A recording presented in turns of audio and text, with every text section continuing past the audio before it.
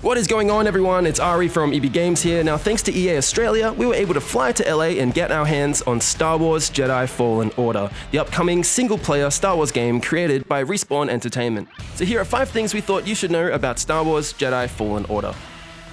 Number 1, the story. Set a few years after Revenge of the Sith, you play as a Padawan Cal Kestis, one of the last surviving Jedi, who is played by actor Cameron Monaghan. After laying low and working in a scrapyard, an accident makes Cal have to reveal his Jedi powers to save one of his friends from death. This, though, is witnessed by a nearby Imperial probe droid, which causes Cal to have to flee once more, as he is now a target of the Imperial Inquisition.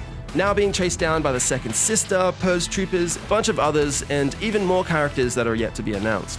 Now, Jedi Fallen Order is an authentic Star Wars experience, meaning as you play through the game, you will be immersed within the world and the lore of Star Wars like no other Star Wars game so far. One such way you're able to do this is with the Force Echo, which is a mechanic that tells you the events of the world prior to your arrival and lets you know more about what's going on in the world around you.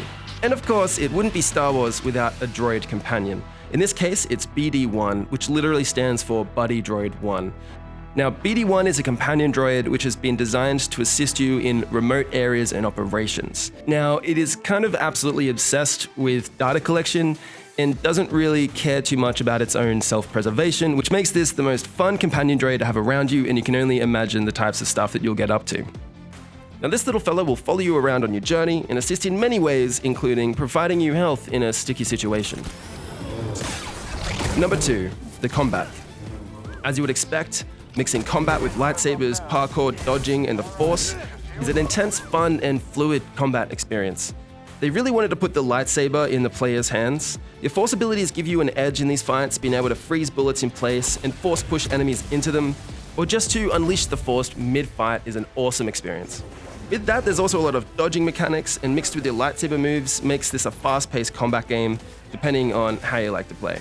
Now, as you go through the game, you'll need to change up the way you fight, as you'll be encountering many different types of troopers, droids, animals, and enemies from the dark side. It's so satisfying, though, to finally learn your fight style and moves and abilities, and then comboing them all together and wiping out a bunch of stormtroopers in the most badass way possible. But if you don't end up being the best Jedi in battle and you fall, you will lose some of the experience that you've gained. Although Respawn has got you covered in this instance, if you go back and re-engage the fight, you will see that exact enemy that struck you down with a glowing aura around them. And then, if you're able to defeat them, you can get all of your experience and life force back, which I thought was just such a rewarding mechanic. Number 3, multiple planets. While the exact number has not yet been released, Jedi Fallen Order will host multiple planets for you to travel to and explore, each showing off a different side of Star Wars lore in its surroundings, characters, and animals that you can interact with on each planet. And these aren't just small planets or areas too. After playing for about 2.5 hours on planet Zepho, there was still so much left to explore and see, which makes me so excited for when the game does come out and you can explore all the other planets that Jedi Fallen Order has to offer. And if you've already discovered a planet in your playthrough, you're able to go back to it anytime and explore anything that you may have missed. Once you arrive at your location, you also have a helpful 3D holographic map that you're able to use to traverse your way through the world and find your way from A to B. Number 4, customization. Now, with any Jedi wanting to track down the perfect lightsaber, you are able to customize the look of your lightsaber, although I don't think you're actually able to make it a Sith red. Along with this, there are some other minor customization things in the game as well, like you're able to customize the look of BD-1, as well as the ship that you travel around in. Number 5, gameplay. At this time, the exact length of the story is not yet released, although the developers say it has even ended up being longer than they originally anticipated. Being able to fly through the game, finding new abilities and skills, and then traveling back to older areas that you may not have been able to explore brings a lot of change to your playthrough, with constantly new things to find and adding more playtime through the game. Along with that, you'll see save points on the ground where you're able to sit and meditate and restore your health. This is where you can also charge and refill BD-1's items.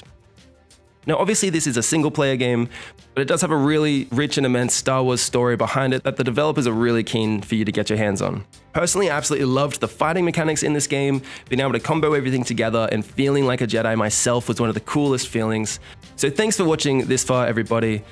Now leave a comment down below why you are keen to get your hands on Star Wars Jedi Fallen Order. Thanks for watching, everyone. This was Ari from EB Games, and we will see you next time.